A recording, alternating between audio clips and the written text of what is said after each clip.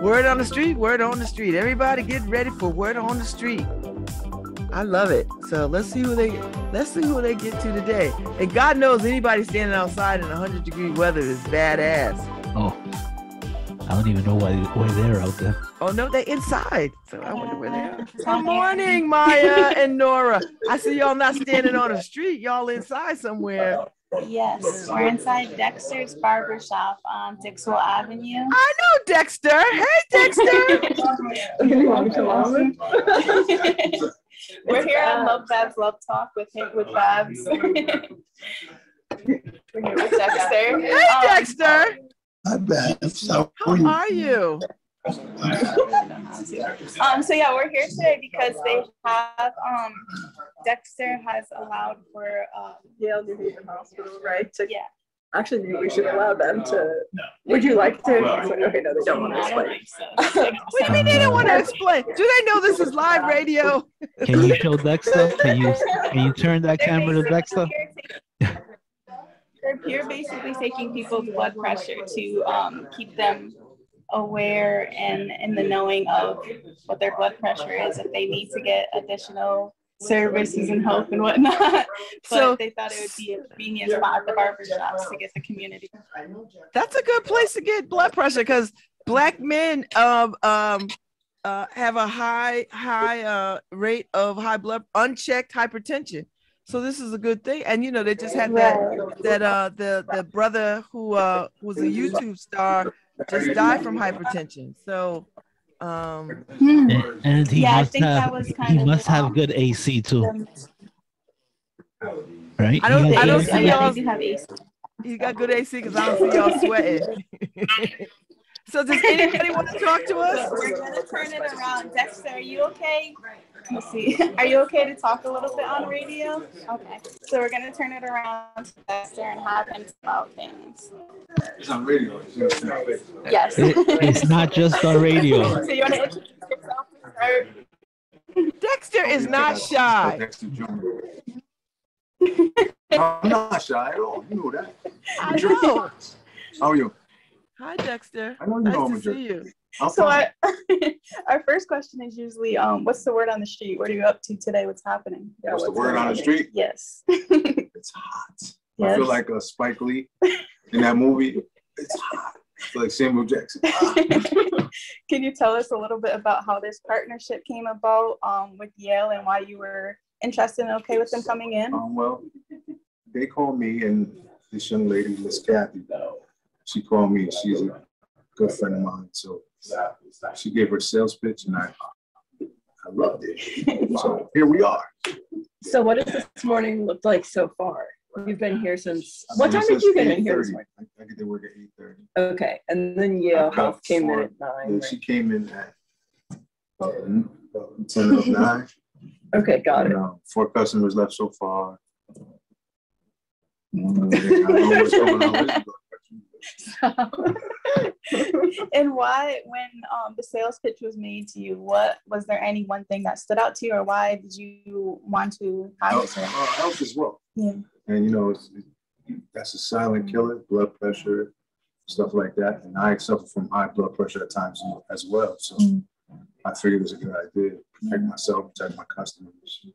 Did you get your blood pressure checked? I'm next. Oh, okay. So we'll get to actually talk to you as you're getting your blood pressure taken. Ooh, scary. Can you tell us a little bit just about the barbershop, how long you've been around? And I've been in this barbershop probably longer than you've been living. I believe that. I've been here 26 years. Okay. I worked down the street with my uncle for 13 years. So I'm like getting close to almost 40 years in this neighborhood as a barber. 3 years, I probably retired and let one of my sons take it over. And I'll go full time with my photography, traveling and stuff like that. Cool. I love it. Babs, do you have any questions at all about blood pressure, barbershops, Dexter?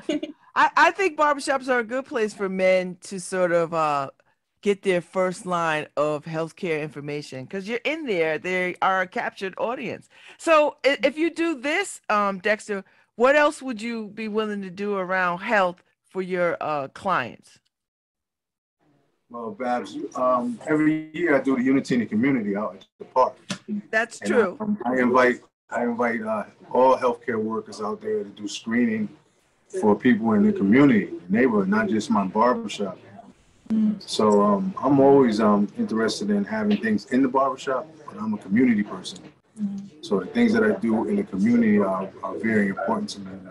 So I've spoken to Miss Kathy and some other people from the hospital, and they've agreed, Cornell Scott, they all agreed to come out to the park on August 21st for Unity in the Community to serve the community. So what happens if people find out they have high blood pressure today? Oh, they better contact their primary care doctor, I guess. Do you mind if we ask You got to ask Miss Kathy that.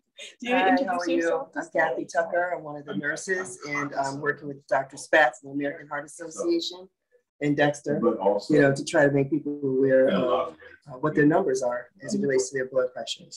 And can you tell us a little bit about like what happens when people, if they see that their blood pressure is high? Yeah. So we check their blood pressure, and if the blood pressure is high, we kind of, depends on how high it is, right? So the number is one number in a barbershop, and there's a lot of, factors that can influence what that number looks like today. But if this is the first time that they're hearing that they have high blood pressure, we strongly encourage, repeat blood pressure. Sometimes we would advise, depending on how high it is, that they can have their blood pressures checked at home. Sometimes they can be sent home with a blood pressure monitor and taught how to use it so they can check it over, a few days. We would like to connect them into care, meaning that if you don't have a primary care provider, we'd like to make sure that you do have one so we can connect you into care and or a cardiologist. We have a program here with Dr. Spatz, and that program is a cardiovascular disease prevention program. So we like to really just do work around, the risk factors associated with cardiovascular disease, of which hypertension is one. So really, trying to make sure that people are aware of what their numbers are, connecting them into care, providing some education so that they know what to do to try to keep their blood pressure under control or get it under control. And then, maybe staying connected with them over time.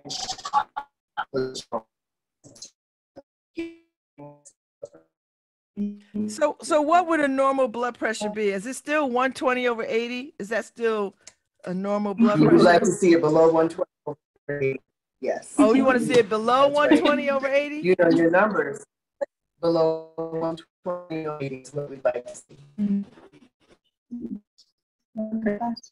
Well, I was going to ask Dexter.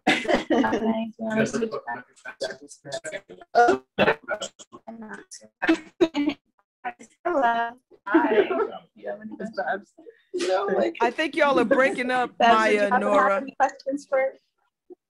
I think Kathy gave most of the information about blood pressure, but I think I'm a cardiologist, and I guess one of the things that is really influencing us being here are the devastating cases of the complications of hypertension that we see for a disease that is preventable.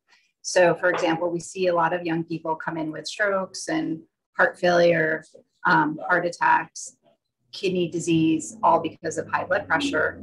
And when we look back, we see that people sometimes were aware that they had high blood pressure, sometimes they weren't. And so our current healthcare system and the way that we make appointments for people doesn't really work for detecting high blood pressure. So we're out in the community. We think that we should start with the community first to have people measure their blood pressure, learn about what is high blood pressure, how should we go about monitoring it.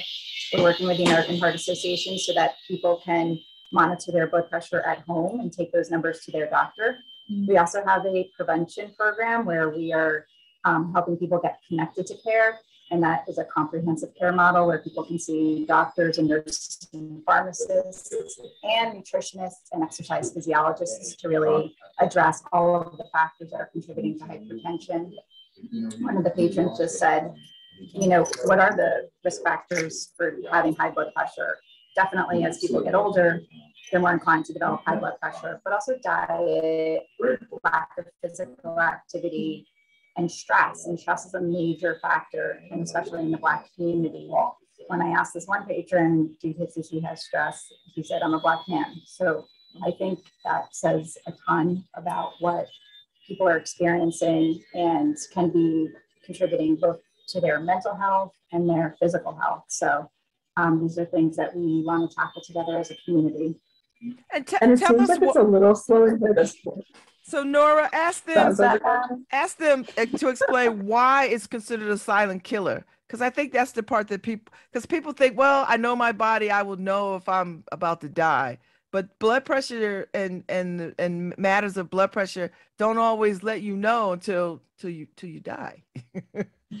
Yeah, so high blood pressure traditionally doesn't cause any symptoms, so people feel well. It's not like they have chest pain or shortness of breath. They feel well, and yet the blood pressure can be very high. And when the blood pressure is very high, your heart has to work extra hard to pump blood against blood vessels that are containing very high blood pressure.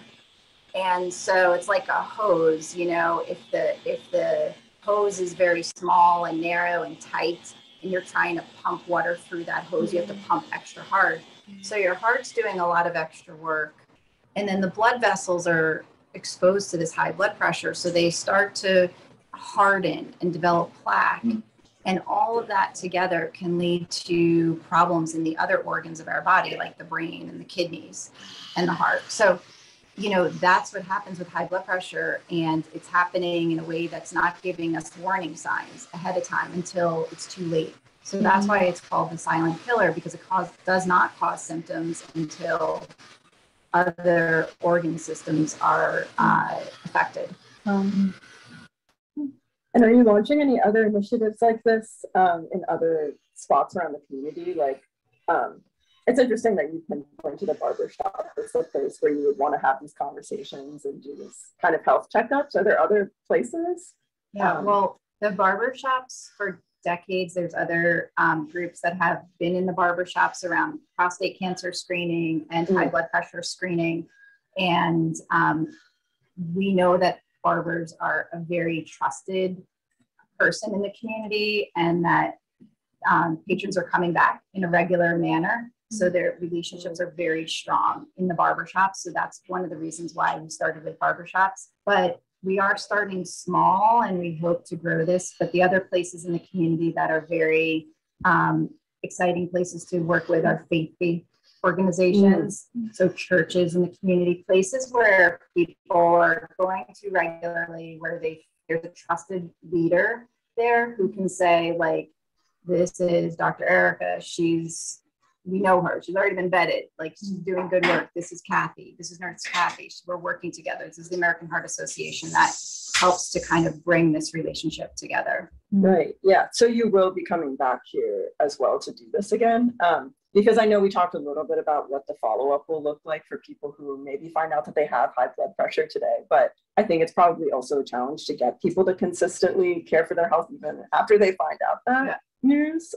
So might you be able to come back and maybe even see some of these same clients and check in with them? Is there any, that seems a little bit like, yeah, no, that is our hope, you know, and obviously COVID makes that a hard promise to deliver on always. In this case, we are coming back regularly. So we hope to see new people and the same people and give that an option. But we're also relying on people like Dexter, who is seeing his clients regularly, to kind of continue that messaging and promote continuation of blood pressure, and to make sure that Dexter is connected with us, so that it is easy when Dexter sees one of his clients come back and their blood pressure is still high, that he can reach out to Kathy or to me and send us a text and say, hey, you know, so-and-so's blood pressure is still high. And we'll say, let's get to work. Let's get them an appointment immediately, get them in for, care. And that's what we're doing. We're working together with Dexter and other people in the community in a shared way to recognize high blood pressure, communicate that message, and get people the care that they need. Yeah. Could you quantify this? Not just question, but could you maybe quantify some of the initiatives that you're doing with this, some of the partnerships that you have in the community? How many barbers do you know around New Haven who you're working with? consistent. I'm going to refer that question to Lynette because, yeah, I mean, yeah. Sorry.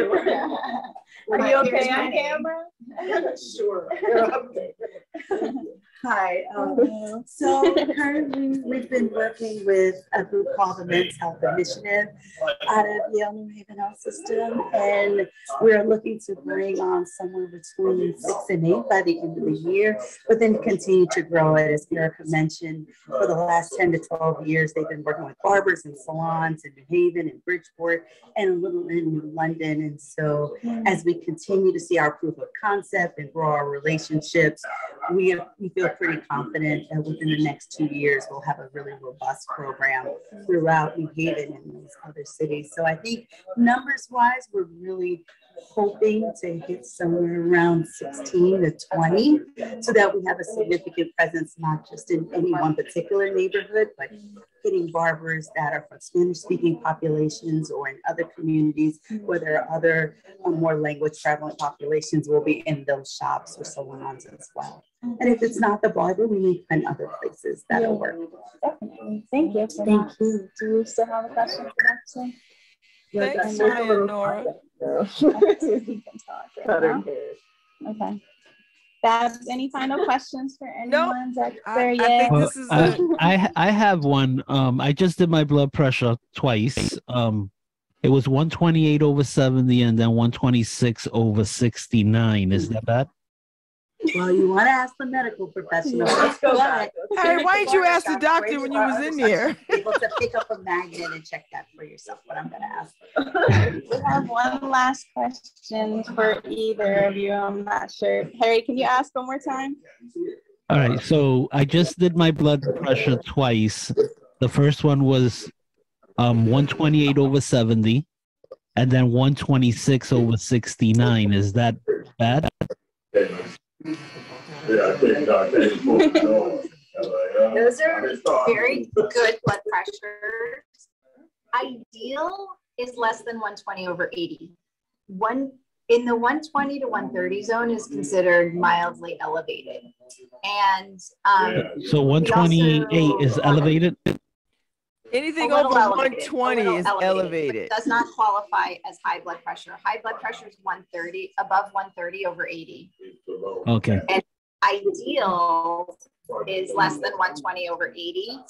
So it's just that middle zone of the 120 to 130 that's mildly elevated. Taking into account that you're in the middle of your day, you're at work and all of this. So, it may very well be the case that it's actually lower when you're home and relaxed and not, in the setting of all of this. So I would say those are reassuring blood pressures and we should keep an eye on it. The American Heart Association would recommend that you recheck your blood pressure in 3 to 6 months. The best blood pressures are the ones that you get while you take it home. In the comfort of your own home. So in the morning, if you're on medication, take it before you take your pills, and at night before you go to bed. And if you did that for a week and you had 14 measurements, we'd really get a chance to see what's the range of blood pressures and figure out, what's the true blood pressure. Because naturally your blood pressure is going up and down all day long in response to physical activity, emotional stress, and other factors. Okay. Thank you. Thank you. All right. Thank you, guys. Thank you. Good seeing you, Dexter. It's a really great example of why we are doing this, because once you start to have a conversation with someone, you become interested, and then your curiosity about your own blood pressure spreads, and you'll spread that message to friends and family. So the more exposure people have in a trusted space like a barbershop or a salon or a local restaurant, the more the word will just spread naturally. So thanks for the question. Yeah, good example. Thank you, guys. Thank you. Bye, Dexter. Back to you, Bob. Thank you so much. That was good.